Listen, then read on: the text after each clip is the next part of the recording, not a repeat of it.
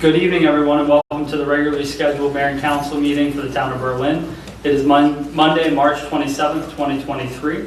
Please join us for a moment of silence, followed by a pledge of allegiance. If I might add, in our moment of silence, could we just give thought and consideration to those children that were killed today in Tennessee and to those adults? Thank you.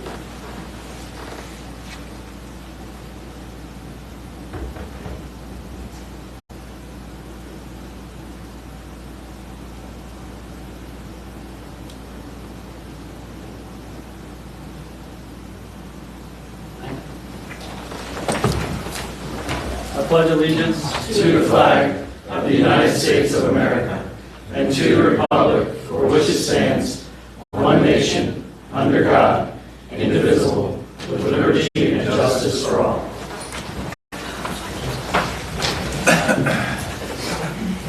Thank you. So everybody following along at home may see, and here in attendance this evening, may see that there is a slight change to our format for the agenda. We're going to experiment with some times beside the agenda, as well as a new approach that has been brought up by the body to potentially start using a consent agenda. So item number 1 is the consent agenda. The only thing that we have under that for today is the approval of the minutes of the regular session of March 13th, 2023. Mayor, I have a correction. Okay. Very minor, just a spelling for page 7. And it's third paragraph down, resident Candy is Candy with an I. Please and thank you. And if there's no other changes, I'll make a motion to approve. Okay. I have a motion to approve the consent agenda by Councilmember Orris. Second by Councilmember Nur. All in favor say aye. Aye. All opposed? Let the record reflect that the consent agenda is passed unanimously with all council members present. Up next is item number 2, which is a proclamation for Fair Housing Month. It's Proclamation 2023-02. This is a housekeeping item that we generally do every year that helps keep us, one, we acknowledge the fair housing practices as well as making it publicly aware, and it meets the needs for folks within our community to meet some grants as well. So Proclamation 2023-02, Fair Housing Month. Whereas the Congress of the United States passed the Civil Rights Act of 1968, in which it was declared that the law of the land would guarantee the rights of equal housing opportunity, and whereas the month of April is recognized by the federal government as Fair Housing Month, and realtors, developers, financial institutions, landlords, tenants, and the public at large are reminded that it is illegal to discriminate in housing on the basis of age, race, religion, sex, or national origin. And whereas fair housing groups and the Maryland Department of Housing and Community Development have over the years received complaints of alleged illegal housing discrimination. And whereas the state of Maryland, through the Department of Housing and Community Development, supports fairness in housing through a variety of programs and working partnerships with the federal government, local governments, private sector businesses, to ensure better living conditions for all Marylanders. And whereas equal housing opportunity is a condition of life in our community that can and should be achieved. Now therefore be it proclaimed that the Mayor and Council of the Town of Berlin do hereby declare the month of April 2023 as Fair Housing Month in the Town of Berlin, and ask that our citizens recognize that during the month of April as well as throughout the entire year. All right. Thank you. Mary, I know that you run point on this typically every year. Is there anything you'd like to add to that as well? Not in particular. I mean, I think that the proclamation says it very well, that fair housing as a law obviously is something that we strive for, and simply as a culture of our community as well. Thank you. All right. Up next is agenda item number 3. It may be, is the printed version corrected, or should we correct that now? Either way, it said it was a presentation by Eastbound Disc Golf that is postponed and will be moving to a subsequent meeting. So up next, we're on agenda item number 4, which are items for approval. And we have a request for proposal for the smart meter installation, and our Water Resources Director, Jamie Latcham, and DBF Engineer Josh Taylor are going to run point. Good evening, Mayor and Council. in the budget, in the ARPA money, we bought the meters for the town for the upgrade our meter system due to the lost revenue and the loss of water being able to be built. Josh and I, well, mostly Josh come up with an RFP for the installation of the meters. If you look on page 14, it starts on page 11. This is our RFP, and we would like to have proceed with the installation for the meters. 99% of the meters are here. We're waiting on a couple 1.5-inch meters, but by the time they get here, they should be all the meters should be here in our possession. They will be here the first week of April, looking like April 1st, something like that week, to put 2 of our gateways up on our water tower. That was under the meter purchasing contract. So they will be up, there will be a company here to install them on both water towers. Can you briefly explain what a gateway is? So the gateway is going to be it transmits all the readings, so all the meters will communicate with our gateway, and then we'll be able to download it to our laptops, or we have multiple ways to be able to read our meters. We can actually go out and read the meter, and if people are questioning, we can have it. There's a chart we just had to buy. We have some iPads, and we can take our box, or we have like an iPad and a box we have to take, and it charts your last water usage for the last 24 hours, but it holds it for up to 72 days, I think it is. Yeah, 60 days, 90 days, something like that. I'm not for sure on all that because we've not gotten into all the good stuff yet. But I was told just recently that Neptune actually has a new system that's not a new system, but they have the one component we've been asking for so that people at home can see their usage. So we're trying to work on that to get that integrated as we do that also, but I know it's a little bit more money, but I think it would be a wise decision, but that might come up at a later date after we get the proposal back for the meter installation. Thank you. Any questions or comments by the council? Yeah, Jimmy, what's your estimated time for total completion? Is it by the end of September? Well, bids will be due on May 4th. Usually there's about a 30-day grace period, and it's a 120-day contract after that.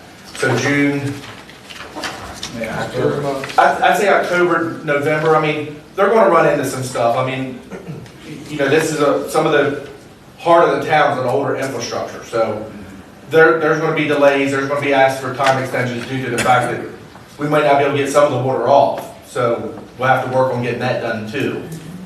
So that I would venture to say, I'm only phrasing it this way, but if I was a company that was going to bid on it, I'd bring 2 crews in, and one crew would do the hard stuff, and I'd have another crew doing the easy stuff, like your developments that are fairly new.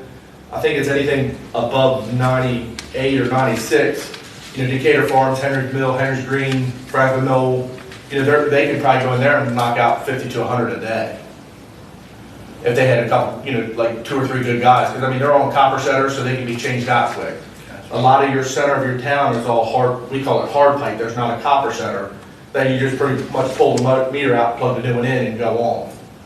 So there might be some delays and time extensions on that. And, you know, weather's going to be a big factor, too, in it. Our hope was that the 120 days would allow time for some of those. And will we notify each neighborhood as you're approaching? How are you going to handle that?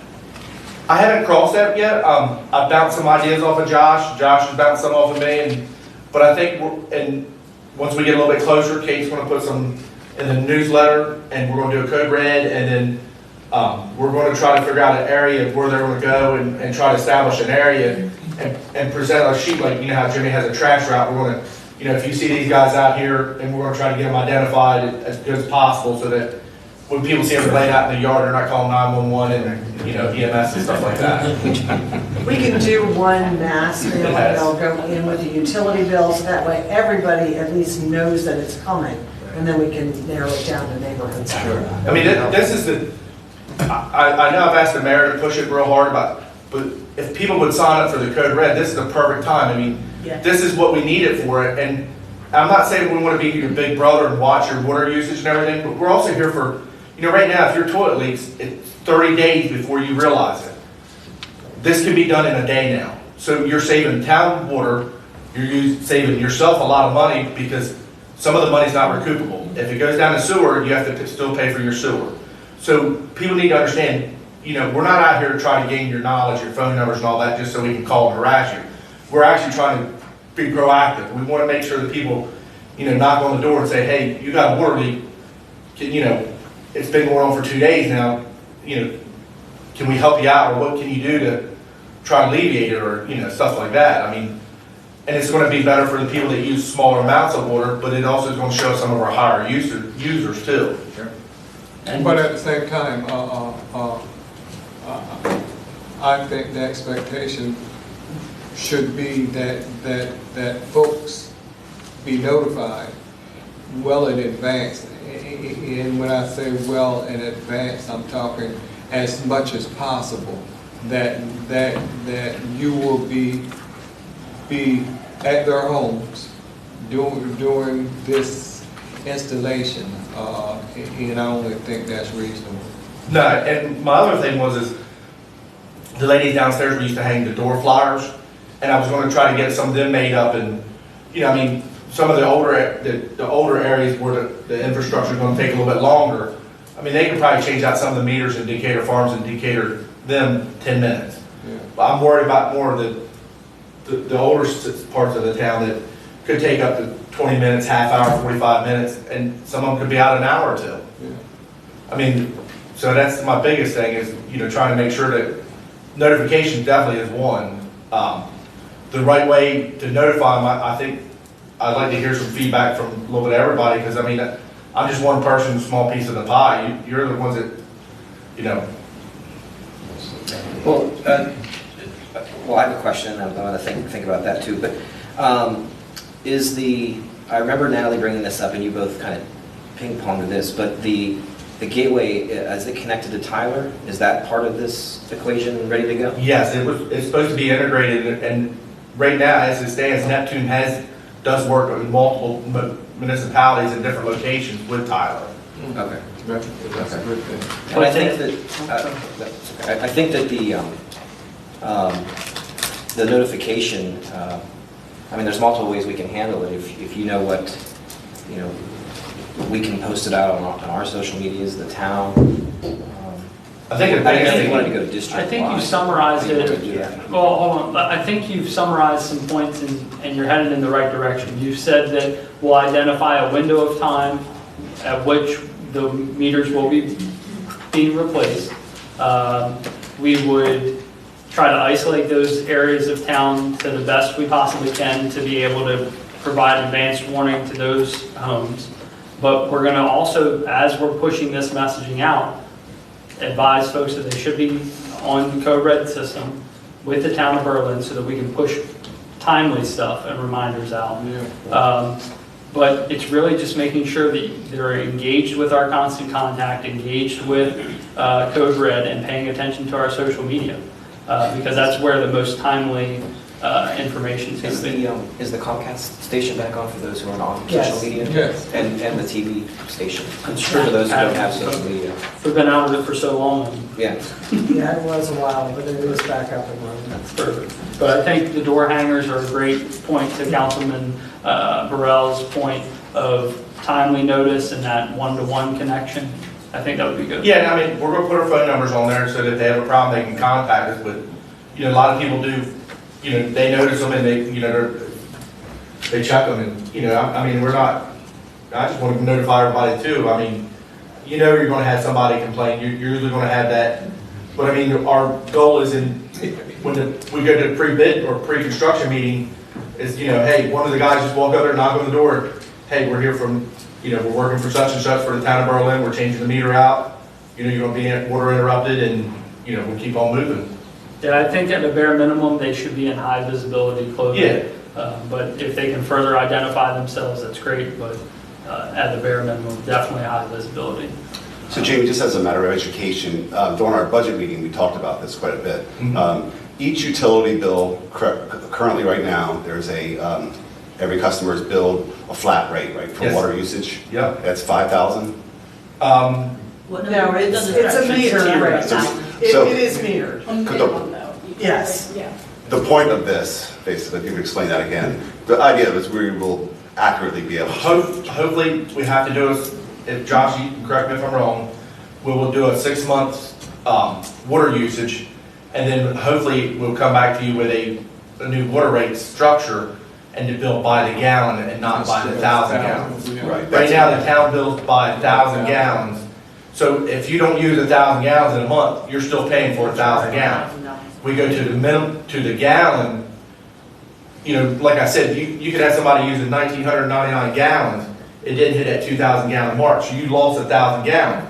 But you have somebody that only uses 800 gallons, you know, they're under that. So it's actually gonna, we feel that it's gonna even out with some of the stuff that Gene said, but it's gonna, you know, it's gonna kind of wash out the users that use more than the, you know, like the 1,900 gallons and then the person that uses 800 gallons a month.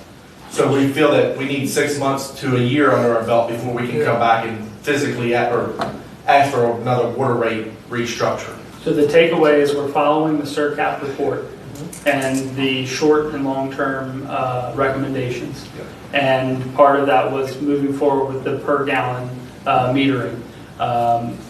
And that's going to make it more equitable across the board for everybody. Smart use of ARPA dollars too. Right, and we're using the ARPA funds to correct something that is really broken within the system, and that's, as I think you, Jamie, and Natalie have put it, the cash register. We're not accurately equating where those gallons of water are going, and we're losing upwards of 20%. And sometimes it's more than that, Mayor. I mean, I have seen some up at over 35, so. But that could be that, like I said, that could be that somebody's using 1,900 gallons, but next month it catches back up and we're less. So if you look at it, it bounces around a lot, but we're well over 20% most of every month. Well, thank you. I mean, this is something that we're looking for approval for this evening, and it's for the RFP. So if there are no more comments, I'll move to proceed with the RFP. Second. So I have a motion by Vice President Burrell, a second by Councilmember Orris. All in favor, say aye. Aye. All opposed? Let the record reflect that the request for proposal passed unanimously. Thank you both for your work. Up next is agenda item 4B, which is motion 2023-08, Program Open Space FY24 Annual Plan, and our Town Administrator, Mary Boland's going to run point. This annual plan is something that I commonly refer to as our wish list, to give you that familiarity. The county has not actually requested the Program Open Space Development Plan from us for several years, because we have been able to take advantage of the Community Parks and Playgrounds program for our municipal park projects. So this year, for the first time, they did actually request that we submit our annual plan to them. So that is what you have before you. We have, working with the Parks Commission and We Heart Berlin, gone through and I hope come up with a good comprehensive list of projects. These are listed in this report in priority order. One distinction that I will make, that something that you'll be talking about a little bit more later in the meeting, is the difference between this and the LPPRP, which is the Land Preservation Parks and Recreation Program. The LPPRP is a list of projects that the county compiles every, I believe it's 5 years, 5 or 6 years. This is an annual listing of our priorities. The county's list is more of an inventory. This is a wish list. It's our Christmas list. It's a Christmas list. So the actions for you tonight would involve approving it as is, reordering it, taking away, adding to, changing dollar amounts. That is up to you at the end of the day. All right, well, let's open it to the floor for that. So, Mary, I need a little clarification, please. This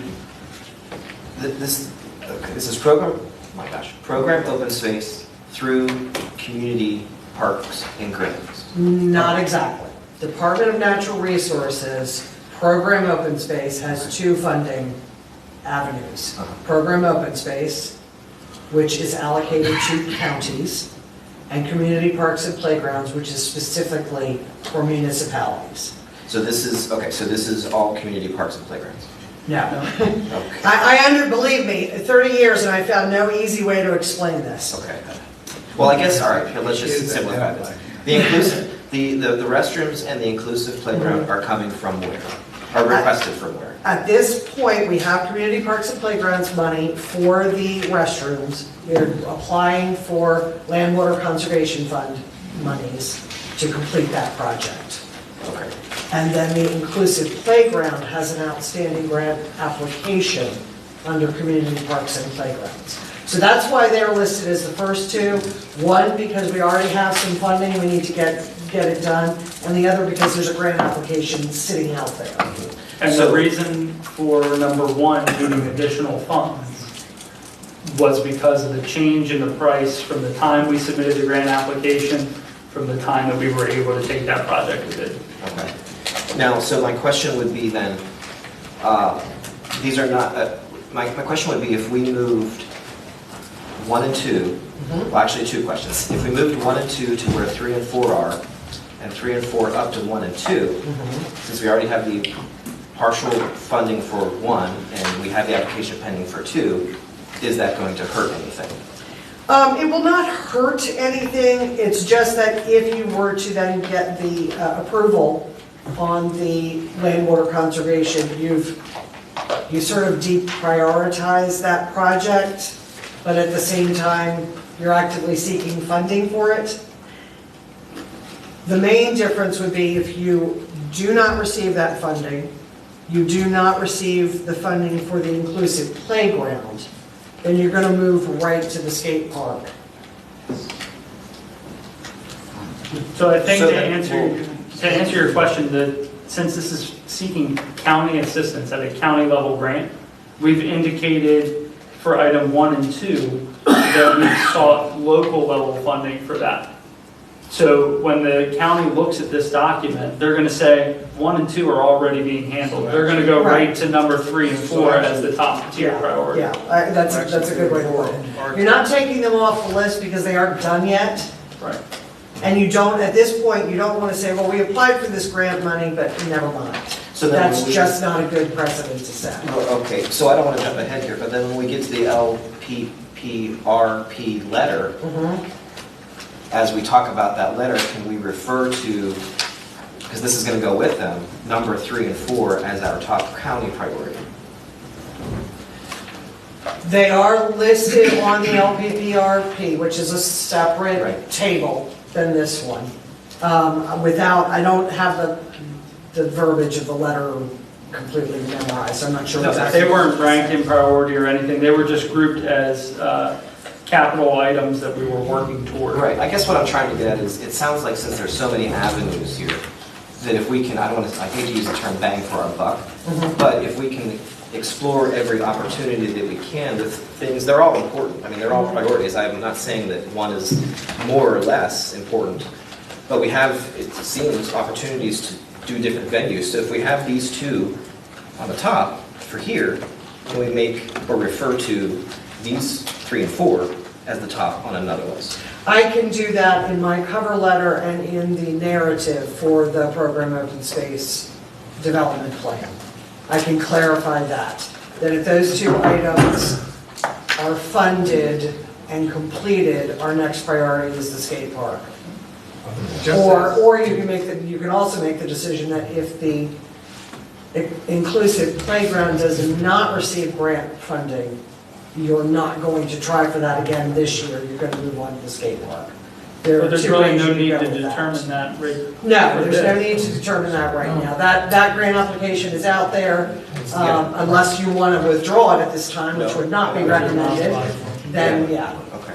I was open, open up for. But I can discussion. clarify that. I think if you look at the next page, it's the narrative that accompanies the program open space development plan, and I can certainly clarify that those first 2 items are underway, more or less, and so that the next funding that we would seek would be the skate park. I like that direction. You know, the skate park was discussed during the town budget request, it was earlier this month, I guess, right? Down in Snow Hill. Ocean City is asking for dollars to begin that project. I think the skate park, I like that sort of redirection a little bit.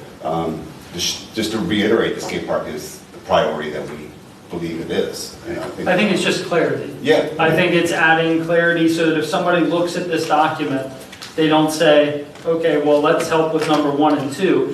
Thank you, but we'd rather you help with 3 and 4. Yeah, absolutely. You know what I mean? It's a ranking, right? You Well, know, yeah. It appears to be a ranking. It's definitely. It is, no, it is. The way that it's presented is an indication of the priority order, but it's based on the fact that there are 2 projects that are kind of underway. Right. So can I ask about the playground? I remember this, the last couple of years, it's just the dollar amount. I mean, look, inclusive playgrounds are close to my heart, a special needs son, it's very important. But Ocean Pines did one for $250,000. Where did the $1 million come from as far as that? I think it's the scope of the project. So ours was rather than like the way our park's set up now, how you have different age categories, this was designed to bring everybody into one space that could be used. So that if you had children of different age and different abilities, they could play in the same area and parents could attend to like one spot. Right. I think bringing that together added to the price tag a little bit because we weren't able to kind of piecemeal that. Right. But I mean, it's not the $1 million price tag is not the one that we are going to buy if we get that. There would be an RFP process. And we would most likely do it in phases. No, it would be all, it's an all-inclusive, not just all-inclusive playground, but all-inclusive system. Sure, it's in scope. Yeah. Yes, so it does, that's why if you also look at the page where it references the size of the project, I think you have, about an acre on there, but I have to look at the plans. I want to say it was like 7,000 square feet. So I don't think it's an acre, but I think it was a 7,000 square feet play area. So you don't think, I mean, are we married to one particular model? There's no way No. that we could phase this? I mean, What are you asking? I'm not trying to change what's here, but I am trying to question the amount, thinking that looking at the price tag. We're negotiating against ourselves right this moment, just so that we're clear. Oh, I hear what you're saying. I'm not trying to negotiate against ourselves. I'm just trying to open the door and say, We I can mean, do I that. truly want, would I like an inclusive playground? Of course. But I'm looking at the price tag, and I know the price tag is there and it's been there. It's just that in my mind, I have a hard time, and I'm hoping, you know what I mean? I'm all about a little faith, trust, and pixie dust, but I There's have a more hard to time. that. There's a lot of hard work that goes into that as well. Oh, no, that's where the faith and trust comes from. The pixie dust is added, but what I'm saying to you is, don't laugh at the pixie dust. What I'm saying to you is this $1 million, can't this be, I think that's, What does this mean? well, it's cutting it up, because that's. But you're looking at it as a zero-sum thing. There's a grant application outstanding for that. That should be like not even a part of discussion right this moment. What we're talking about is adding clarity to hopefully showing folks that may look at this and the cover letter that Mary's going to send to say, okay, if we want to we have some additional funds, we want to help the town of Berlin on our project. What is that project? And what we need to clearly articulate is 1 and 2 are in progress. What we would like your assistance with is 3 and 4. No, yes, Pretty simple. I understand that, I do. I've always had a problem with that. However, Maybe I should have kept that one to myself, but I have a hard time keeping things to myself when it just doesn't sit well with me. I will caution you on this though, particularly for the permanent restroom in Stephen Decatur Park. If we do not receive the Land Water Conservation Fund monies, we either need to take it off this list or keep it as a first priority. No, the recommendation that I would say we do, if we don't get the money for the remaining portion of the restrooms, is that we regroup, we devote some capital funds that we have and get the project done. Okay. Rather than returning the funds, let's tackle the project and get it done. Now, I just wanted to clarify that should we not receive that funding, that project is still out there and outstanding, and we do have $99,000 in grant monies available. The inclusive program, would that entail the removal of what's It there? would, and that's what some of the Most costs of are. it. So I'm just gonna throw it to the group then. Or repurposing, I Would- should say, because the Caterpillar, what is it, WOM? Woman. WOM. So, I don't, I mean, maybe I'm unclear, but I don't see any problem with moving 3 to 1 then. No, just as long as it states that the restrooms are inactive, yes. But hold inactive on, I do think that there is, Is there, I mean? yeah, there is a challenge to that, because when somebody, the problem is when we say, okay, well, who are we talking to? Let's go find that document and then let's talk to you about it. I think it's easier to have one plan and a consistent message. Hey, look, you're trying to help us out with some funding. Where are you getting your funding from? If it's CPP, thank you. We've got grants outstanding, an award for a restroom, and we have a grant outstanding. If you would like to write a letter of support, that's great. If you have additional money as for the program Open Space Annual Program, as Steve noted, or Councilman Green noted, the county, then we would say, okay, we would really like your help with 3 and 4. So we would indicate that in the letter, so that we have one consistent document that doesn't have to be changed repeatedly. Do you see what I'm saying? 3 and 4 are the highest priority item that we are requesting assistance with for program Open Space Annual Program funds. Does that make sense? So actually, we're looking So really, for one, county money. It's great. Actually, we're looking for county money for 3 and 4. Correct. Could we change, well, so that's what I'm asking, I guess. With Stephen Cater Park, could it be ongoing, and then skate park 1, 2? It could be. Yeah, that could definitely, in fact, that is pretty much what I was just thinking. Okay. Have those listed as But keep underway or ongoing Yeah. or pending. Yep. I mean, if that, Pending is great. pending, yeah. Pending. So then we're changing, so, okay, so 1 and 2 is gonna be changed to pending, 3 and 4, and then 1 and 4, 3. Okay, That'll work. all that good That's stuff. perfect. All right, so I will go ahead and make that motion to make those changes, and Well, hold unless on. there's questions, I'm sorry. I want to talk about Sorry. the rest of the list. In terms of changing the order, as everybody knows, pickleball is a huge active sport, becoming extremely popular. Is there any sense that we could move that from 9 to 5? I will tell you that we did explore that, we looked into it, and it had a price tag this year of $92,000. That's part of the reason why we kind of moved it down on the list. Right, but Because other things were a little more attainable. it's an Well, we- amazing But we sport. can put whatever order you want. But what we could potentially do, and Ivy's not here, but we could maybe put 9 higher up on the list, and maybe what we pursue, because we use grant funds to make the pickleball court, or the tennis courts. Yes, They have no objection to us converting them, correct. because it's a similar use. Correct. They will not fund the change of use. But what we could potentially do is AARP has a grant every year, I think it's for up to $50,000. And maybe we target some different funding to meet that same objective, but it doesn't matter. which- Yeah, you there's can still nothing reward here it. that's I'm just saying locking that there you might be into a way to program open space. attack that differently. So as this is stated, it really doesn't comply with the grant. If we can't convert the tennis courts to the pickleball courts. But to the point, it shows what our list of priorities that we're working towards. Do you see what I'm saying? So it's helpful if the group, sorry, I'm not using my microphone. If the group wants to see this in a different order, please let us know. This is good to hear that 9 could potentially go up the list. I agree with you. And Jimmy's brought this to our attention as well about your avid love for pickleball.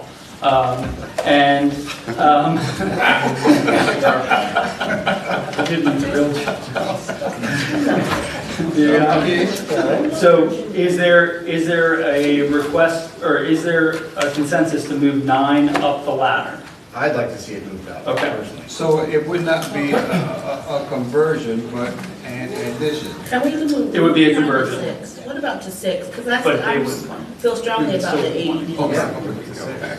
Move it, I'd say 6. Okay, so the request is to move, to move number 9 to number 6.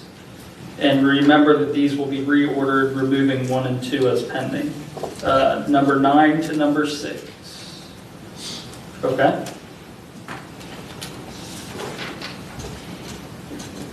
I think it's helpful to also, I think Councilmember Nichols, you said you like number 5. Well, I mean, I've been talking about 5 for the past 8 years. Yeah, I think 5 is very important. We I talked mean, about and I'm that. not saying that to be rude, but I mean, I feel like we should have had that ages ago. But the And thing, 6. to my point is that it's helpful to have some of the lower hanging fruit on there as well as far as dollars and cents go, because somebody that may not have 250,000 may have 10 grand. So I'll go ahead and make the motion then with those. Can we can we just clarify the order of things Well- before we? And I want to clarify, just as a point of ordering, 5 and 6, albeit 2 separate items, should somewhat remain close to one another, because I think they're, Can they be together? yeah, I wouldn't say, well, they're 2 They could be different. combined as life-saving They're both devices. Yeah, But if somebody looks at the price tag, Mm. I'd rather keep them out, but close. So either above or below partial conversion of tennis court to pickleball. Okay, I mean, I think if you keep 5 where it is and move pickleball to number 6 and just move, Okay. so what you would end up with, the first 2 items would become pending. right? The skate park items would become 1 and 2. So what would Then become AEDs would be 3? three. The AEDs? Yep, Okay. AED 3. Pickleball would be 4. Okay. Okay. The life-saving devices or the water side life-saving devices would then become 5. 5. ADA walking path would become 6. An entertainment venue would then become 7. Dog park would be 8. And observation platforms. Man, we can all count. Moving up with it. Yes? Okay, I'll go ahead and make a motion with those corrections or edits to approve the official here, the motion 2023-8 Program Open Space FY24 Annual Program. So I have a motion by Councilmember Orris to approve motion 2023-08 with amendments, and a second by Councilmember Nichols. All in favor, say aye. Aye. All opposed? Let the record reflect that the motion passes unanimously. Let's move to agenda item 4C, motion 2023-09, an award for growth element, award for growth element, and our planning director, Dave Engelhardt, and our planning commission member, Ron Cassio. Come up to the table if you don't mind. And carry forward the discussion.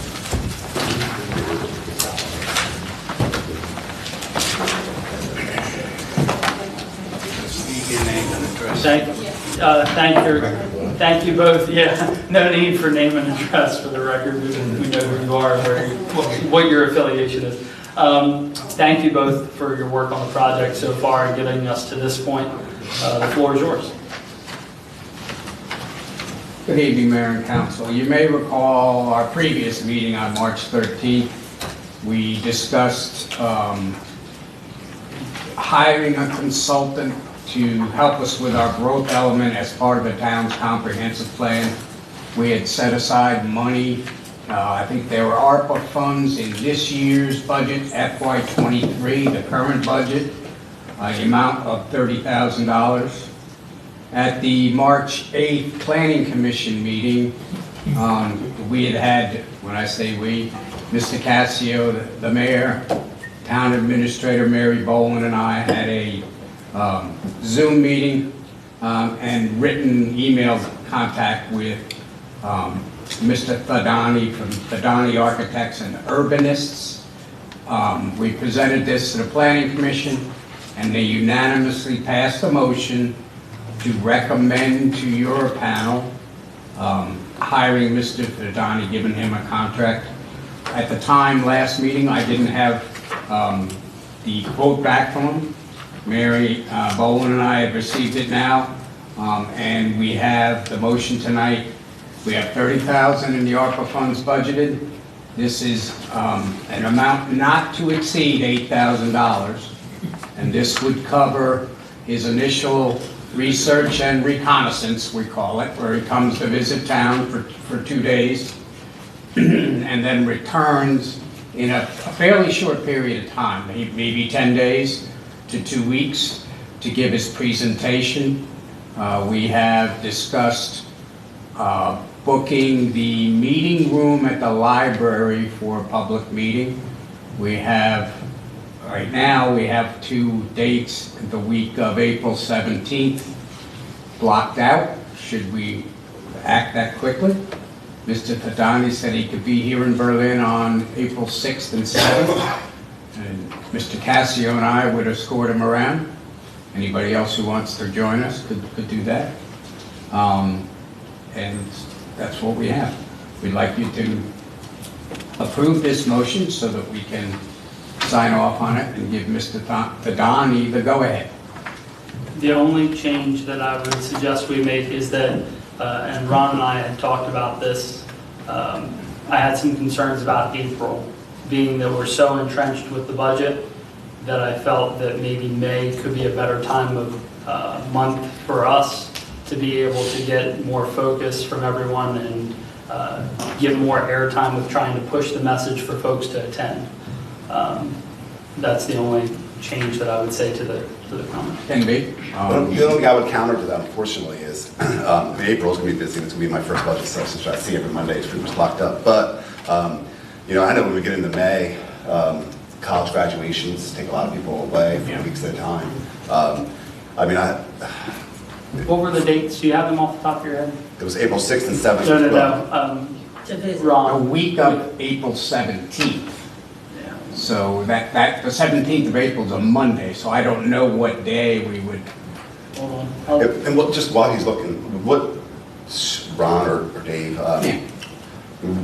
because we will be jammed up, but what would this process look like for the mayor and council as far as what would our involvement be? I mean, I look at this as more of a holistic community, what the citizens Yeah. think. And frankly, that's part of the reason why this is actually here tonight. Technically, this is within my spending authority. I could have approved this contract and moved forward. But we want it to be a very transparent process. We want it clear to the public that we are moving on this and that the public will be Great. very much involved in Thank you for this doing that. process. Yeah, well, So what I had sent to Ron, because we were talking about the idea of May or April, and what I said was approval for the mayor and council potentially for tonight, a 2-day, as Ron and I think Dave and Mr. Tadani had put it, a recon session, potentially May 15th and 16th or 18th and 19th, and then potential lecture dates is either May 31st, June 5th, June 6th, or June 8th, and that was taking into consideration the town calendar. That seems so far away. It does, but I mean, it's, I mean, I understand that, but I think that, well, April 17th is 1, 2, 3, that's three weeks away. And I mean, I think that, you know, well, at least speaking for myself up here, encouraging, you know, community involvement and pay attention, be involved, especially when it comes to growth. And I think this is going to perk a lot of folks' ears. I think it's totally doable for us to get a public,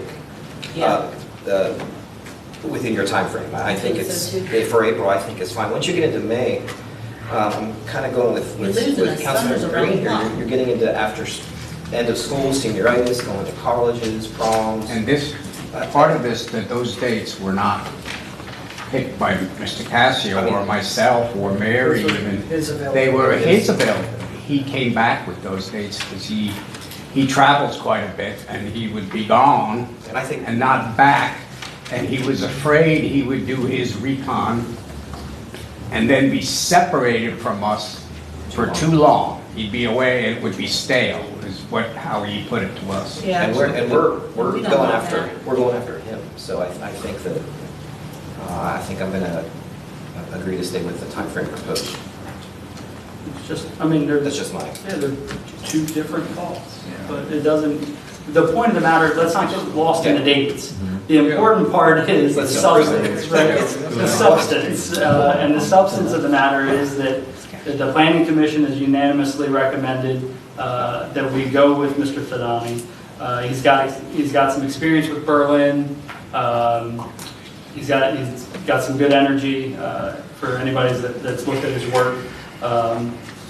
Regardless of when we bring him in, I think that the intended result is to get public participation and discussion around growth and the future of Berlin from a planning perspective, land planning perspective. So, And I thank you both Hey, for Ron. running. Ron, could you give us a little background on what communities Mr. Tanami has worked with before? I think probably the most famous one, and the biggest one, is Seaside in Florida. He's one of the originators and the architects of that. Numerous small towns. He's working right now for, I can't remember the name of the small town in West Virginia, that's looking to deal with their growth issues. I think I sent you his website. Yeah. You did, Yeah, yes. you might, I'm sure there's a lot of stuff in there if you really want to get down and dirty on what his resume is, So, what he's done. Dave, when's the next, assuming that when's the next planning commission is he going to attend a planning commission meeting at all? It's not, It's not the Not at that same week. point. The next planning commission meeting would normally fall on April 12th. Okay. I think what we want to do with Mr. Tanani is to make the best of his time, of the 2 days and 1 night in town. And that would be to tour him of through town, through each intersection to the edge of town and a little beyond, and then around town. So a planner who sees things visually and in spatial ways can understand the physical realm of town. And then through that whole process of 2 days and night in town to meet and talk with people, because we want them to feel town. We want them to understand Berlin in the 2 days and 1 night that he's here as best as he possibly can, so he can understand what we're going through, and then come back a week or so later and present to us what he feels would be in our best interest. And then it's open for discussion, and then we begin the discussion at the planning commission because we're going to review our comp plan. And I really believe for the first time in the 20 years or so I've been on the Berlin Planning Commission that we finally have a mayor and council and a planning commission group who are not just totally growth at any cost. I think we've all come to recognize that the small town feel is why some of us who were born here and decided to stay, and those of us who were made the decision to move here. Small town needs to be small to function as a small town. Small And town also needs to grow. Well, yes, it needs to grow in certain ways. Yes. But at some point, New York was a small town. Salisbury was a small town. And our comprehensive plan, and that comprehensive plan of the county, is that we are not going to be a small town. Is that we will continue to physically grow to accommodate every person and every business who wants to move here. And if we feel that that's the way we're going to go, then we just change the date on the comp plan and move forward. If not, we've got some changes to do. And it's beyond, I think, the capability and the time frame of the staff and the planning commission, which is basically, citizen planners with lives of our own, that we finally, hopefully, will get a consultant. Seems like all the other departments get their consultants when they need them. Here we're talking about the future of our town. And it's over our heads to deal with these issues. That's a good thing that you brought up, that it's time that we got this. But I do want to note that, Dave, you've been beating the drum as long as I've been on the council, Yeah. as long as I've been the mayor, for funding for something like this. So I'm grateful for the fact that we're able to allocate the ARPA funds in that direction to be able to accommodate some. I look forward to hearing what this gentleman has to say, certainly. So I'll make a motion to approve the contract. I want to make sure, with the motion on the table, but please make sure that Drew visits every corner of Berlin. I have. I will tell you that folks have been saying, don't forget about us. I have been, for the last month or so, in my walks, bike rides, and drives through town, mentally taking the map of, okay, this is exactly where we're gonna go. In fact, I'm about to time it in the car, because, yeah, every bit of town needs to be seen, needs to be heard from. Without a doubt, that's on my agenda. Thank you. You can ride me to school drop off. Yeah. Exactly. Just a little taste of that. There'll be some time, good timing will be involved in some situations, yeah. So did we have a motion on Yes. this? Yes. And who made it? I did. Yeah. Second, that 2 weeks. That was. And did we get a second? Shanika. Yes, seconded. Okay, so we got a motion and a second. Motion by Councilmember Nur, a second by Councilmember Nichols to approve motion 2023-09, award for growth element. All in favor say aye. Aye. All opposed? Let the record reflect that it passes unanimously. Thank you both for your work. Thank you very much. What a great meeting. All right, up next is motion 2023-10, PJM Annual Officer Certification Form, and Town Administrator Mary Gold is going to run point. This is an annual housekeeping item. Ruth and Associates have reviewed it. It's essentially giving me the authority to act as the officer for the town in PJM matters. Thank you. Any questions? We are looking for a motion to approve. A motion by Councilmember Burrell, a second by Councilmember Orris. All in favor say aye. Aye. All opposed? Let the record reflect that motion 2023-10 passes unanimously. I thought we were playing pickleball. Hey, I think it's here. good we fight for motions. I mean, we're like back and forth. We got a timeline. What's the number right there? I don't need to fight, I just. All right, up next are the discussion items. 5A. I'm here. The silent killer over here, the silent killer. All right, 5A, FY 2024 real estate tax rate. I'm running point on this. So each year we have the wonderful job of introducing a tax rate.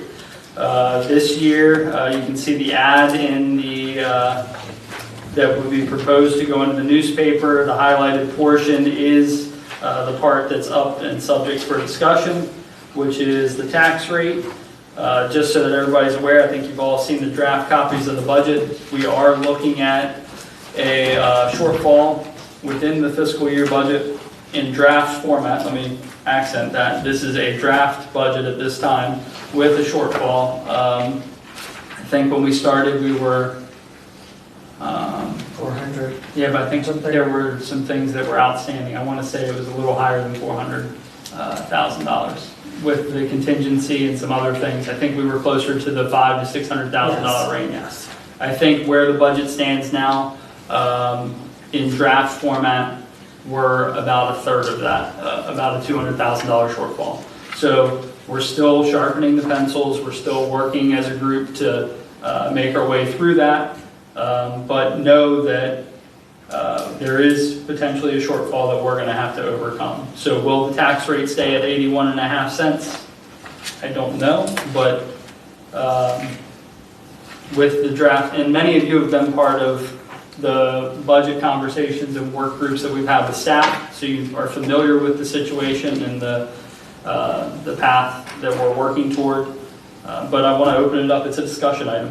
One strategy is we can introduce and move forward with the advertisement that's here in front of us now at 81.5 cents, keeping it constant, knowing that as we work through the budget work session for the general fund on April 3rd, the tax rate public hearing is not until the 7th. The first reading is the 10th, the second reading, public hearing is the 24th. So at that point, we would need a number, a firm number by the 24th. Can I clarify a little bit about the process and why we're looking at this tonight? What the information that you're looking at tonight will not set the tax rate, just so that everyone is clear. But we are required to run this exact advertisement prior to the public hearing for the tax rate and prior to the introduction of the tax rate. So we have to get this ad run. We're going to need to send it to the newspaper tomorrow to get it in next week's paper in order to have it in time for the introduction and the public hearing. So what we're looking for is not a set rate, but a number to plug in here to give a picture of what the tax rate might look at and the impact on the budget that it might have. In particular, how it compares to the constant yield. So I just want to be very clear that the number you're talking about tonight is not locking you into anything. It is not set in stone. It is just to have a number to plug in here to give an idea of where you're heading. And one option is this ad that's right in front of us, that we're looking at right here. That Yes, that would advertisement be, is an option. that would be to leave the tax rate as, putting the ad at the current rate. Or if you do feel that you are considering an increase, you can put another number in there to get a better sense of what that might actually look like. And that is also why there is a table in the packet as well, page 41. There's a table there showing where we are relative to some of the peers. There's also a table on page 40 that kind of breaks down what those incremental adjustments may look like. And the rate is where you see tax rate per $100. That 81.5 cents is where we're at, and then if you work your way down, you can see what the net change would be for other levels as well, all the way from 82 cents to, I think, 83.5 cents is the table provided. So this is a discussion item. I noticed that everybody got quiet quick, but Well, it's a real challenge that we're Yeah. facing. So. We've had a lot of conversations about this. My gut, first timer again, would be that I'll let the ad run as proposed. But I think, and I'll speak for myself, because all I can do. I do think we're looking at some sort of adjustment to the tax rate because of inflationary pressures, helping our employees, things we just met about for 2 hours. However, I do believe that this notice is a matter of protocol, right? It's a matter of process. And it's important for it to show that the constant yield tax rate does bring in new revenue due to the assessed valuation going up. But I guess at this point, I feel myself, as being a freshman, too early on in the process to throw a number on anything. You would not be wrong to run it with the current tax rate. Right. You would not be giving any incorrect information. And I think we've been transparent in the process of we're working through that deficit. And there is much more to the process for the rest of the general fund before it's adopted. There are work sessions, there are public meetings, there's public input sessions. Like all of those things exist for the tax rate as well as the adoption of the budget. tell me this, Yes. the increase from 481 million to 551 million is related to assessed value. Correct. And that's also why in the ad you see that this tax rate is 4.4% higher than the constant yield rate and will generate $184,897 more in additional revenue because that tax base has expanded. My question is about new construction this year and those coming on board. Dave, as it relates to new construction for this year, how has it been and what can we expect on that additional tax? You mean, where are we in fiscal year '23, Yes, right, ending June 30? that will come on board. So I think the best picture for that, and Natalie can probably speak to it a little bit more knowledgeably as far as the document that I'm referring to, we get a tax rate certificate, and that does break down construction that's pending, and it does show that dollar amount. So we'll, But I would also like to hear from If Dave. you look at item but I'm just one, saying that we'll make sure we get that too. So. if you look at item one in the tax notice, it indicates that this is an estimated real property value. These are numbers that we get Yes. from the state of Maryland. So I'm assuming, I don't know, but I'm assuming that estimate includes projections of new The construction. tax certificate does. I still want to hear from Dave. When we final out a construction project, first of all, we carry the certificate of occupancy, a copy of it goes to the assessment office in Snow Hill. That signals them to add that property to the tax rolls as 100% complete. Go ahead and appraise it and assess it. Now, in fiscal year '23, I did the numbers not too long ago for the budget. I want to say single-family new homes. We didn't have any large subdivision, but we had a pretty good year. We had 8 single-family homes, which are infill lots, and none of them are these days. None of them are inexpensive homes in Berlin. The Willows project over on Maple Avenue got completed, so that was all finalized out. So now that's done on a commercial basis, but it still will be, it's a large amount of units, a total of 63 apartments all at once. I know there was existing ones, but now the value will be higher because they've been completely refurbished from the ones that were there, and all the other site improvements. Oceans East, we added 48 units in the fiscal year to the rolls, and we'll probably have some more for this upcoming year. I think this upcoming year, I had very conservative estimates sitting with Natalie because of the way the economy is. Inflation on the materials, problems with labor. You've heard Jamie and Tim talk about long lead times just to get anything associated with large projects, and I think that's going to affect us now for a couple more years. Because you get behind, you don't catch up that quick. I just want to say this, so as has been stated, assessments are up. My personal house saw a 7% increase in the assessment, so even keeping the tax rate the same, everybody's going to feel the pain of paying more at tax time. So personally, I don't even want to consider raising the tax rate, so I would keep it exactly where it is. I'm of the opinion of just leaving it as where it is right now. I think it's way too early in the process to be going that route. I think Jay's talking about beyond today. Beyond the ad. I don't think well for him, but I think we all, none of us want to raise taxes. yeah. And we're going to do everything that we can. None of our department heads want to see that happen to our citizens either. So we're all working together to make this fit within the tax rate the best we can. But we have the understanding that there are some projects which we're going to discuss on April 3rd in our work session that that's the hard job that we all have to do, is what gets appropriated and when. So we're on the topic of the ad rate this moment. I think I've heard from Steve, I've heard from Jay, I've heard from Jack, Vice President Burrell, Councilmember Nichols. Are you comfortable with running the ad as is? Okay, all right.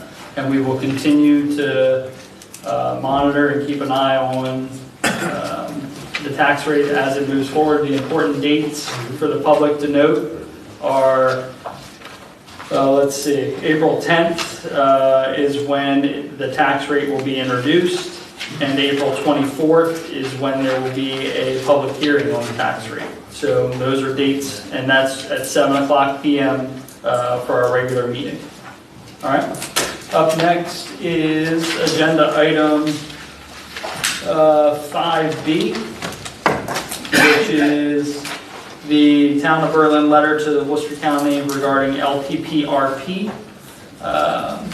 And if you take a look at the draft letter that is on the screen, it has basically letting, like the intro, that we're writing written testimony for the Town of Berlin for the Land Preservation, Parks and Recreation, LPPRP, public hearing scheduled for April 6, 2023. It says the Town of Berlin maintains 4 parks, because in the draft, or the most recent version that's published, it notes that we have a new park.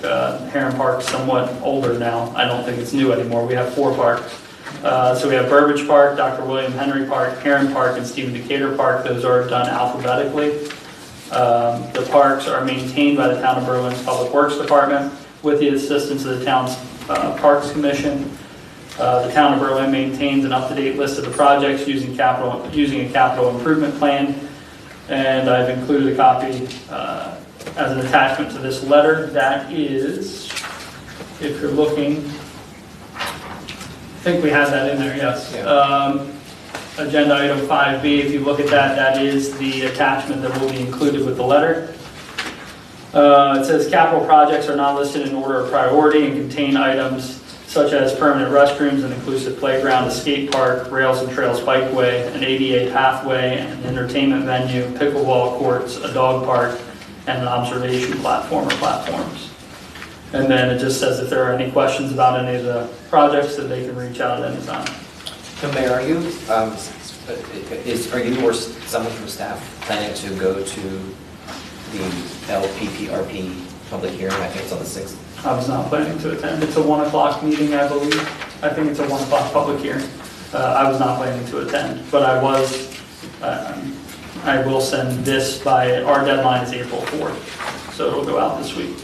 Should we notate this list as similar to the adjustments we made? I don't believe that you need to, because this isn't listed in order of priority. It does ask that the two lists should be pretty close, and they are. The only thing that's really not included on here are some of the smaller items that were on the program open space list, like the AUG units. I like to see the ADA walking path specifically. I like that. So if there are any suggestions or revisions or anything like that, I'll take them at this time. If not, then we'll send this letter out this week. I say send it. I like it. All right. Let's move on to agenda item number 6, which are reports. And this is a bit of a change for us, not substantial, but a change nonetheless. So with the reports, the town administrator is going to provide her report, and then the weekly report is now published from staff in the meeting packet, so it's there. And if there are any questions regarding the written report after our town administrator is done with her report, we'll open it up for questions. The only thing that I have to add to the weekly report that's submitted is that I will be out of the office on Friday the 31st. Other than that, I can say that Ivy did want to add to her report that she thanks Public Works for the work they did in assembling and installing the new benches along William Street, which was part of the grant program. Thank you. And other than that, are there any particular questions? Okay, we'll open it up for questions for the town administrator or anything that's in the written report. Well, I just have a couple quick questions. Go ahead. And Tim, I see the reports on here, past 2 reports, have been working on security cameras, and I don't want to ask where they are, but how many of them are there? I think there's a total of 7, I believe. Okay. And then, Mary, I just had 3 check register questions. Okay. And I failed to remember the... Unfortunately, I don't have the check register actually in front of me. Well, maybe I just have my notes. So that's going to be a little difficult. But there was one there that was for $3,090 for bleach. I don't... Yeah, we use sodium hydrochloride. Okay. It's a strong strength of bleach, so we use that as our treatment plant and our drinking water. Oh, okay, all right. And then there's a whole listing for DBF, and I'm just wondering, like, some of these projects, I guess these are just kind of button-up items, like AutoZone. Why are we still being, is this like... A lot of those projects are directly reimbursed by the developer. So there may be some final items, punch list items, that sort of thing, but they will be reimbursed by the... Okay, this is just clarity for me. And then finally, Mayor, I see that the town reimbursed $180, and it just says Zach Tyndall White House. What is that? They bought me a White House. No. Keep going. No, I'm joking. So you'll see a few of them coming through from the mayor's office. I I typically, Ms. Joanne would submit my reimbursements for travel. I'm catching up on my reimbursements for travel. And one of those was an MML meeting where the board went to the White House. Unfortunately, we got there and then they canceled for weather. We were all there, but they canceled for weather. But yes, All right, I was that was why. just curious, I mean, you don't see that quite often in No, our check registers. But yep, we were at the gate and then they canceled on us. So, Okay, thank you, that's all the questions I have. thank you. Mayor, I do have one thing. Yeah. It was just brought to my attention today. I know we shut down 346 East the other night, but we also going to have to shut down William Street right out front here for the department just remiling. They need a new water service, and the state highway will not let them come off of Main Street, so they're going to come off the back of William Street, and they're going to run a new sewer. So there's nowhere to put the VMS signs up downtown, so I don't know exact the date, but I will let Kate know and you all know by email when they plan on doing that. So they'll have to tap the water main to get they have to put sprinkler in since there's no apartments upstairs. Jamie, will it just be this block right here? Yes, it's just going to be from Pitt Street to Bay Street, So so. it's an easy detour. Pedestrian traffic still for the bathrooms? They'll be able to stay on this side, but they gotta tear off the sidewalks and everything on the other side, so. Oh, Lord. It's gonna be, it's very tight and they gotta go all the way across the road and, you know, that road's concrete, so. There's gonna be, it could be 2 days worth of work, I'm not for sure. I mean, one day doing the water and one day doing the sewer, so I'm not for sure. Does that affect the pie place? Yeah, I mean, it's next door to it, so I mean. Yeah, you know, Jimmy, I'll need you to get those benches picked back up. Yes, please. But I just signed the permit today for state highway so that we could, you know, because they're going to make a detour like we did on 346. It's going to be daytime work because people are going to be sleeping here, so we can't do it at night. Well, thank you for that. Yeah, they'd be upset. All right, so anything else for departmental reports, Yes. Councilman? Go ahead. I have a question for Tim Go ahead. concerning the light controls at Avery Park. They work. Yes, the lights are working fine, but I was by the other evening and the lights were on and no one was playing. Could that have been because of the half-hour delay or? Well, let's say it's 10 o'clock. The lights run up till 11, and let's say they push the button at 5 minutes after 10 because the warning light's on. They're going to set it to run till 11. So they may have left in the middle of that, but the lights, they stay on. They don't. Until 11? That's correct. Okay. And then they'll go out. Okay. Each time they push the button, they run for an hour. It's an hour. So if they hit it at 10:15, but, Yeah, okay. or I whatever, understand. yeah. If it becomes, But it shuts off at 11 o'clock, and you can push the button all you want. It won't. But if I push the button at 7, It'll come on.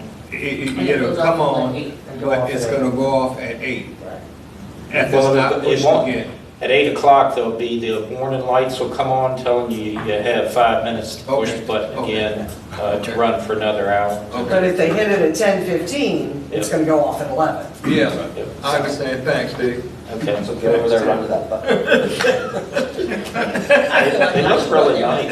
Yes, yes. And I am really pleased with how the lights are actually focused on the court and you don't have that light bleeding into the community, yeah. Correct. Yes, they're directional lights, so they're That's kind of good. like focused straight down on the court itself. Yeah. So, it turned out really nice. Yes. really good. Any other questions regarding the departmental reports? Okay, if not, we have one addition to the departmental report, and that's for Lee. Yes, as you all know, on January 23rd. Can you use the microphone? Yep. Thank you. Okay. On January 23rd, the mayor and council had an executive session, and that session was the subject of a complaint.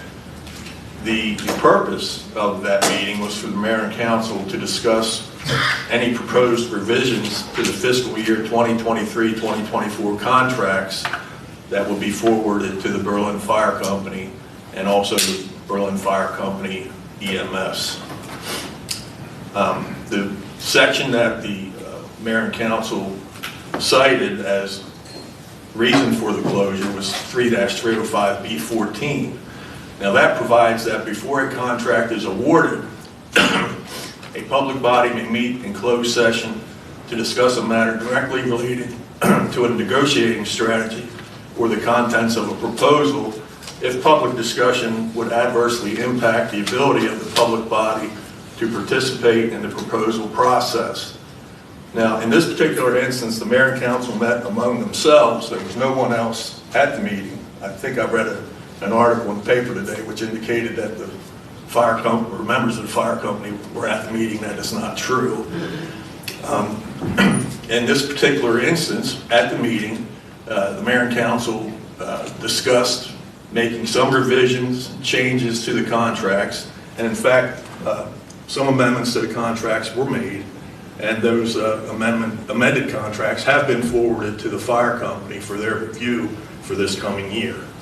A complaint was filed which indicated that we should not have been meeting in executive session, and an opinion has been rendered that we should not have, and that was by the Open Meetings Compliance Board. It is captioned 17 Official Opinion, Chapter 28 of 2023. Now, I disagree with the reasoning of the Compliance Board. Their reasoning is that exception is only available if there's a competitive bidding process. And of course, there is not a competitive bidding process for our contract with the fire company. But I think they've stretched it too far. I don't agree with it, but there's no right of an appeal. And in addition, their opinions are advisory only. So there's no teeth to it. Now, what the statute provides is that after the Open Meetings Compliance Board determines that we have violated the open meetings law, the statute indicates that we're supposed to announce that decision at our meeting, which is what I'm doing right now, and also that a copy of the opinion is to be signed by all members of the council and forwarded to the Compliance Board. I think we should do that, although that is not mandatory either, because in the statute that there's no enforcement mechanism if we just blow it off, but I don't think we should do that. So that's my report. Thank you for that. And I will say, and I'll open it up to the body to say what they would like as well, but I will say that as mayor and as a council member, I always work to make sure that public business is discussed in public, and I think we all do that. Right. We don't take the provisions of when to meet in closed session lightly. But I share your opinion that I think that what we discussed was squarely within our understanding of that parameter. So thank you for that. I will sign it, but I don't agree with it. So Dave, in that situation, it was the wrong clause was cited, would you believe, or was there another option No, to I cite? don't think there was another option. That was the exception that we needed to go under. I just disagree with the Open Compliance Board because their opinion is it only applies in a competitive bidding process. And I don't think that's true. I don't think we should be put in a position where we have to, we have a written contract with the BFC every year, and if we wish to make changes or aren't satisfied with pertinent parts of it, we should be able to meet in closed session to have a candid conversation about what our negotiating strategy should be.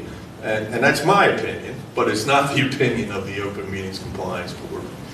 And I will say that your opinion has also been cited by the fire company for a reason to meet in closed session as well. It's been our group understanding that is the parameter and it is within an acceptable use. So did they give a suggestion of, you guys did, you didn't do this right, but we suggested that next time you do this, No, they didn't give us any suggestions. They just said, don't do it.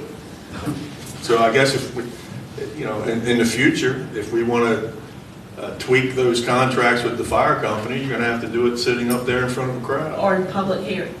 Yeah. Oh, it could be a work session, Yeah. but So Dave, one of my questions is, prior to a complainant sending in an official complaint, he apparently brought it to your attention. He didn't bring that to my attention. He never informed anybody? I don't have any record of him bringing that to my attention. He said he did. Yeah, he I- said. He said he brought it to my attention?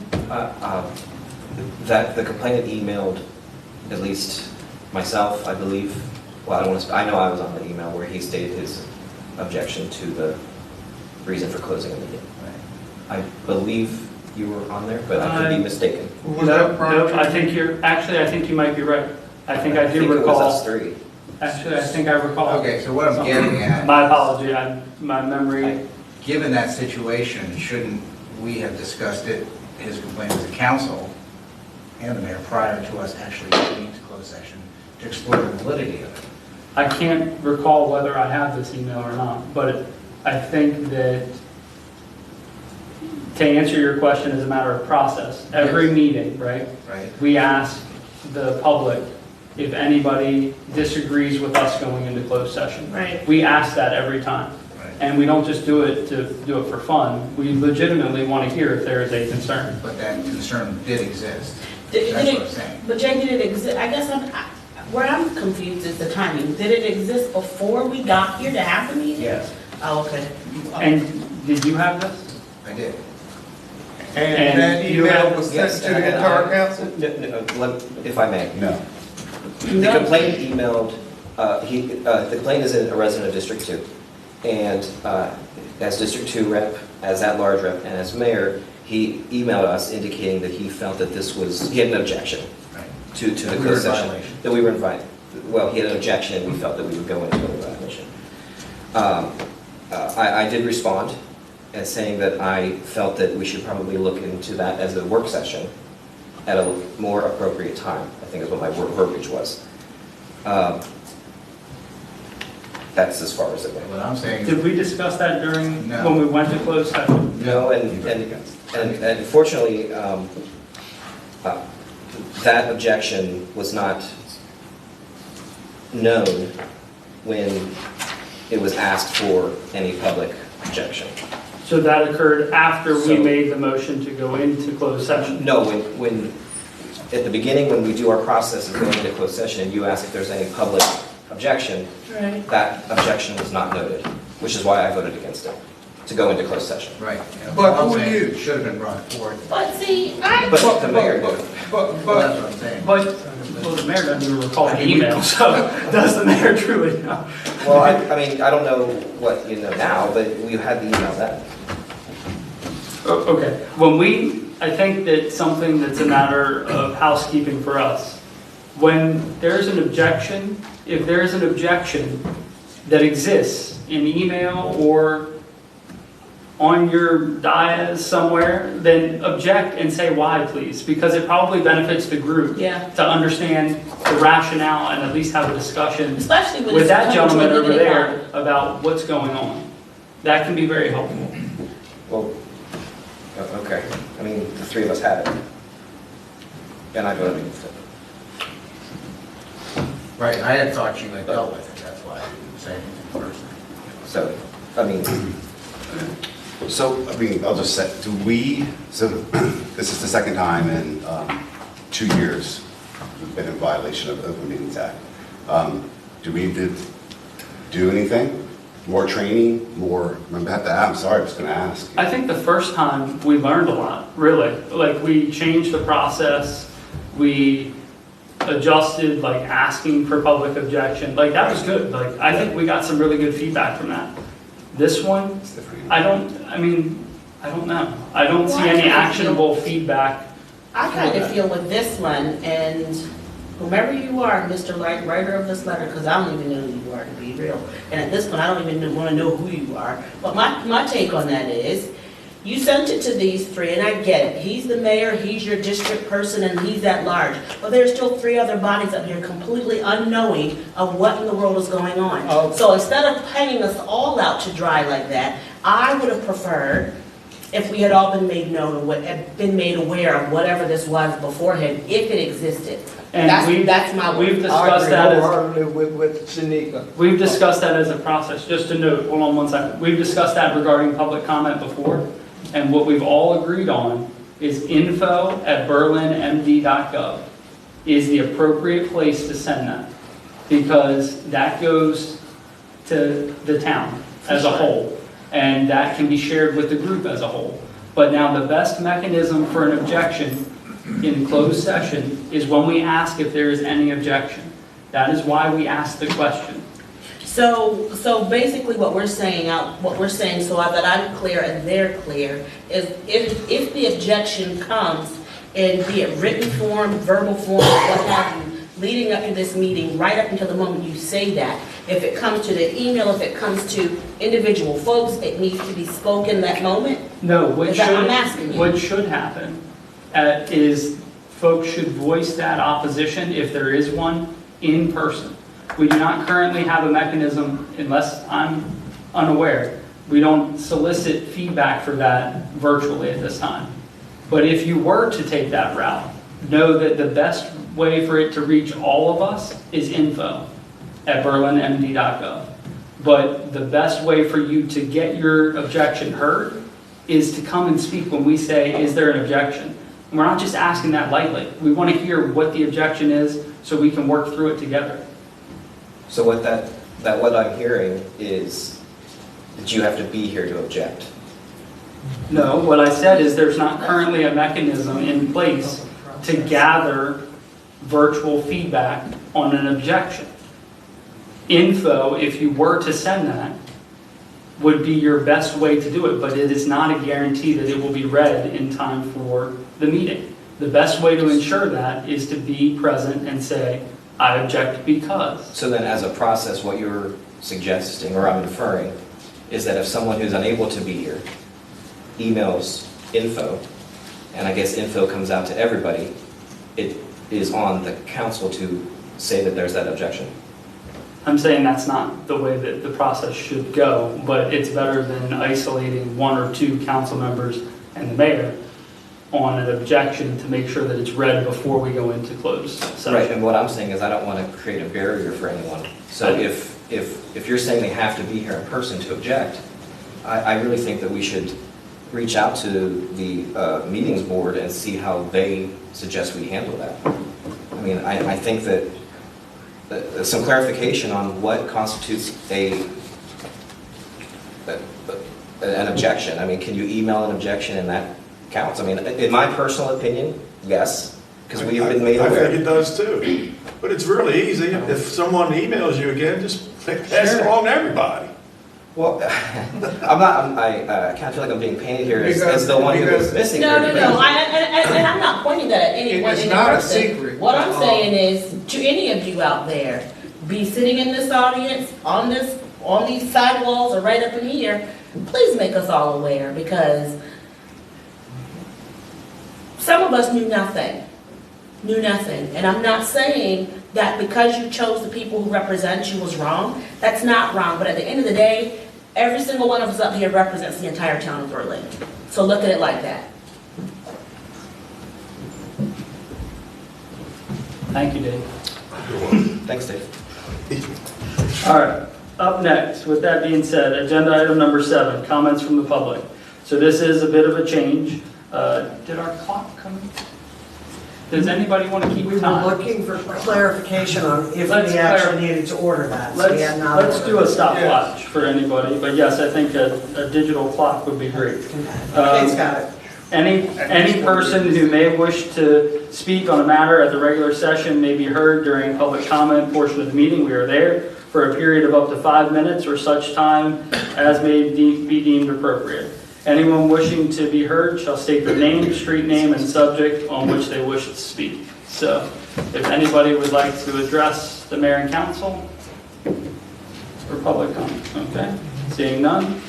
Up next are comments from the council, and we'll start with Vice President Burrow. I don't have anything. Okay. Up next is Councilmember Nur. Nothing to report. Thank you. Councilmember Nichols. I think I've said it all. Thank you. Councilmember Worse. Just one thing, I want to thank everybody, because I've been shooting out a whole lot of emails the past couple of weeks with questions about general stuff and budget, and mostly because of the reason behind the budget questions is I'm actually out of town for a conference next week, so I will miss the general fund budget work session on the 3rd, but I am intending to email over to the group some of my thoughts and budgetary concerns. So I'll watch on the live stream, but other than that, I have nothing else. Thank you. You know we'll be on C-SPAN though, right? Councilmember Green? Yes, just had a question. Tomorrow, there's a legal ad that was posted over the last couple of weeks for the synthetic rink. Berlin was linked to that sort of at one point in time. Are we entering into this sort of, are we looking to grab this anyway? So the original statement from the county was they were looking to get rid of it. Yeah. I had a conversation with Weston and said if you're getting rid of it, per se, Berlin may be interested. Right. Had a conversation with Ivy after they had said that they're soliciting bids, and we decided not to bid. So. Thank you. Glad to hear that. I do have something. Go ahead. I would just like to thank the staff and council for their heartfelt card that I received during the loss of my family member. Your kind wishes were greatly appreciated. Thank all of you. Thank you. So there's two more things. I think how we handled the program at Space was excellent. Really, I'm proud of us. I think we worked through our maybe differences and got to a good final document. So I think that's what government's about, personally. But then just one other thing, it's like a little PSA. So I was away 2 weeks ago in Vermont, and I'm just sharing the story because of it. Well, it's just a matter of life safety. So we got 4 feet of snow, and during the snowfall, a plow plowed our rental house's output vent, and that led to carbon monoxide inside the house. So fortunately, these guys were very vigilant, the property owners, and they had a carbon monoxide detector on each floor. The HVAC stuff was on the bottom floor, so that went off and alerted my wife, who's a light sleeper, got me up, and we obviously you don't know what it is, the house is not on fire. So it was actually a combination one, which I guess I've learned that firefighters don't really endorse those. They like them to be separate, which is interesting. Just learned something there, new there. But so then, just quick story. Then we called 911. Operator said, get out of the house immediately. It was just 3:15 in the morning, so we all left the house, got 2 teenagers up. Anybody that's been down that road knows how challenging that is. And we sat in the car for an hour and a half because it was still snowing, so it took them that long to get to us. And yeah, so we were, fortunately our car, we had to clear off the 4 feet of snow. That was probably poor planning on my part. But and then they got there and they knew exactly what to do. They knew pretty much, they saw that the house wasn't on fire. They went through, as soon as they opened the door, the reader immediately went off that it was too high. So he told me to get out of the house, stop walking them around the house. They left, went back, got their air tanks, came back with their mask, and identified it. Again, it was under 12 feet of snow. So we had 4 feet of snow, but the plow covered up this vent. So they worked together, and as soon as they cleared it, it burped. And then this massive smell came. So then slowly but surely the house ventilated out. So I'm just sharing this because, what I did when I got home, I bought new carbon monoxide detectors. Yes. And, so anybody, just sharing it with the public and everyone else, that, we're grateful, so all of us, just make sure we're protecting ourselves and our family. And also mountain low. Right, that's a good point too, yeah. It likes to find pockets. Yeah, so happy to be here. Smoke up, carbon monoxide down. That's what I was telling Mary the other day, so room outside because of the density of living is going to be lower and stuff. I love the PSA. Tasteless, odorless, and not, But how does it smell when it burns? Well, that's the only thing they burp, but it's tasteless and odorless. So That's what not they do in visible. their sleep. Yeah. At least with fire, you can see the smoke, you can smell it. Just, remember that it's tasteless, odorless, and not visible. Well, we're glad you're okay. Thank And you. everybody in your family's okay. But yes, very important. Thank God for light sleepers. All right, up next, comments from the mayor. I have one this evening, and it's another letter. So I received a request from the Public Service Commission's Government Affairs representative asking if the town of Berlin would support the request that they're making for their fiscal year budget. It's noted that they're asking for additional personnel to help be able to address some of the mandates that they have and be more responsive for folks like us. So we utilize the Public Service Commission for electric, other electric municipalities, other municipal electric utilities, in the state are also writing letters of support. So this is really their template. I filled in the blanks for us, but this will be going out if there's no objection by the group tomorrow. Mayor, I have one recommendation. Go ahead. Yeah, please. That first line, you're basically telling the governor what this commission is all about. He really already knows that. I would find a different way to phrase that first line. Do we have any suggestions? Literally this, the only thing that I changed on their letter, and this is as it says, state's quasi judicial economic regulator, so they truly do work for the governor's office. So this is their letter. If we could come up with a better way to phrase that, I'm open to it. Can't you just put as you are aware? Yeah. Okay, as you are aware. As you are aware of the Maryland Public.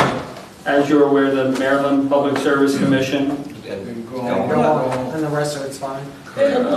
oversees, okay, so hold on. Yeah. Do you have a Councilmember Nichols? As you are aware, the Maryland Public Service Commission is the state's quasi-judicial economic regulator. But I feel like as you go on, what are you going to say after you say as you are aware? That's what I was asking. Yeah, that doesn't flow. I think that the other important part is that, yes, this is addressed to Governor Moore, but it is going to 3 of his staff members. They are, hold on one second, they are new in their roles. As you made me know. It's just a suggestion. It just No, sounds no, like you're telling him what it's I don't want us to tell the governor. I know. That's why I bring it. Well, So, maybe, You could change don't it take for to, granted that he knows. Leave it as it is. as the state's quasi-judicial economic regulator, blah, blah, blah. Overseas. The Maryland Public Service Commission requires a highly technical and specialized workforce. we're saying the same thing, right? You're just changing the, Okay. instead of instructing the governor who his department is. As you are aware, No, I wouldn't say as you're aware. I would start it with, as the state's quasi-judicial. as the states, hold on, as the states, okay? Quasi-judicial on to overseeing all the way to gas and electric companies, comma, the Maryland Public Service Commission requires a highly technical and specialized workforce. So you're just moving Wires, okay, the I got subject you. a little bit. Okay, thank you. Thank you. Comes across better. Thank you. So as the I state's. feel like what you're saying. Okay. You could say as you're aware, you could still say that. No, I'm good with what we just said. Is there any other feedback? Other than that's good. More than mine. But thank you. Honestly, that first sentence did kind of go. So, all right. Thank you. Yep. Send. You've got mail. Okay, up next, agenda item number 10, comments from the press. Any? Okay, up next, Vice President. Second, anyone? Second. Councilmember Nichols, all in favor say aye. Aye. All opposed? Nobody. Thank you. No, she said nobody. What's that? You did good. Time to go home, man. There's one extra.